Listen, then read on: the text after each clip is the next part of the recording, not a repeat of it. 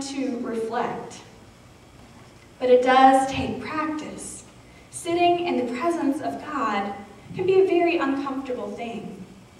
It can be a very distracting thing when you say, okay, God, I'm going to come and be in your presence. And then your mind starts to wander and you start to get distracted and think about your to-do list and what needs to be done the next day.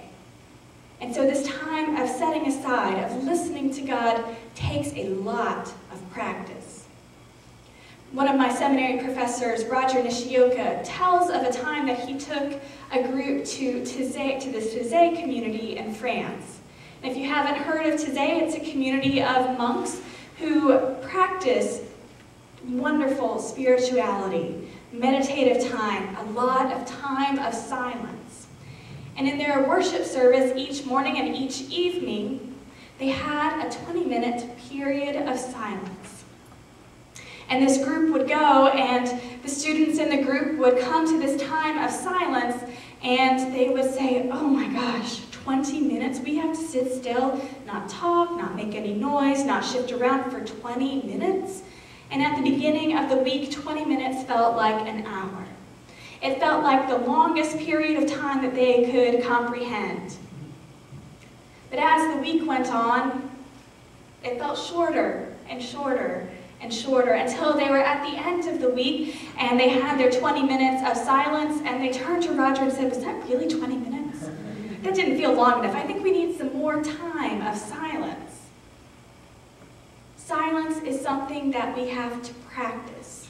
It does not come naturally, especially in this day and age when if I have a few moments extra, I think, okay, well, let me go check my Facebook account. Let me see what Jody's doing today. There are so many distractions that we have within our lives, and so that's one reason I think it is helpful to be outside. We don't have those distractions. We can practice this silence.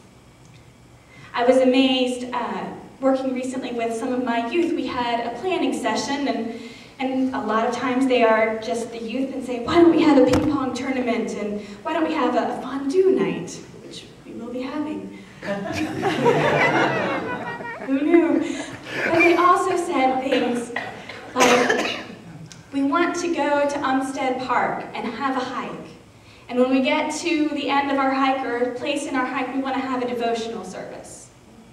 We want to go to Shelley Lake and have a Vesper service on the edge of the lake as the sun is going down. It amazes me that these youth who want to have Wii Olympics also want to have hikes in the wilderness. The ones who want to go on laser tag and paintballing want to sit and have that quiet, reflective time. They recognize that need within themselves to set apart time for God and to set apart time for themselves to connect with God. I was blown away when they suggested these things. And there are, of course, lots of practices that go with listening. Practices to make space, taking walks. Walking is such a great way to connect with God, to pray and to listen, to be outside, to see God's creation. I know that this church has a labyrinth that it has pulled out on various occasions for different weekends. Walking the labyrinth. It's a guided time of silence and reflection, being open to God. If you go over to Carey Prez, I'm sure they would let you use their outdoor labyrinth that they have built in there. There are also finger labyrinths that you can do if you need time at your desk. You can go on the internet, type in finger labyrinths, and print out a copy just like that. Then turn off the computer and take that time to reflect and to make space. There are so many ways that we have within our lives to make space, to be aware, to reflect, to speak with God. And while it is recommended to have an hour of quiet time, whenever you can, it is important to take any time you can to connect with God. And The one thing that we should know about disciplines is that they are somewhat like, or spiritual disciplines, they're like any kind of discipline, like dieting and things like that. It's important to be committed. You want to be committed. You want to try and do these things every day. But you don't get to beat yourself up if you miss time. If it's been a week since you have taken quiet time, beating yourself up and making yourself feel bad for missing that time isn't going to draw you closer to God. God will sooner forget about the time that you have missed and think about the time that you are connected. There are times when I think, oh my goodness, I have not prayed intensely for 2 weeks. I've said little prayers, but I haven't done my good praying. God must be so disappointed in me. God cares more that you do take the time. So hopefully messy spirituality has a little more grace than you need to have an hour of quiet time each day. And if you miss it, you're not as good of a Christian.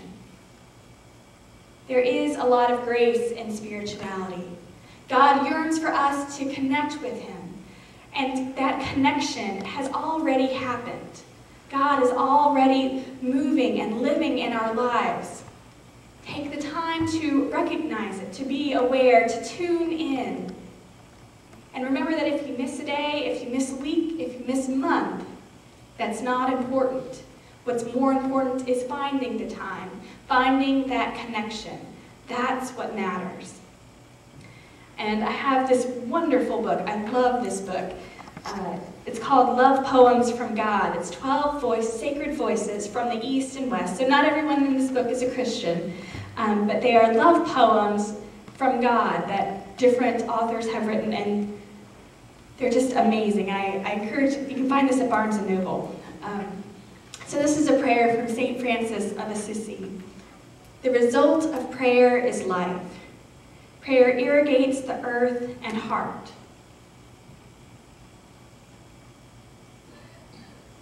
It seems so simple, but these words are words that you can meditate on and take with you and live into.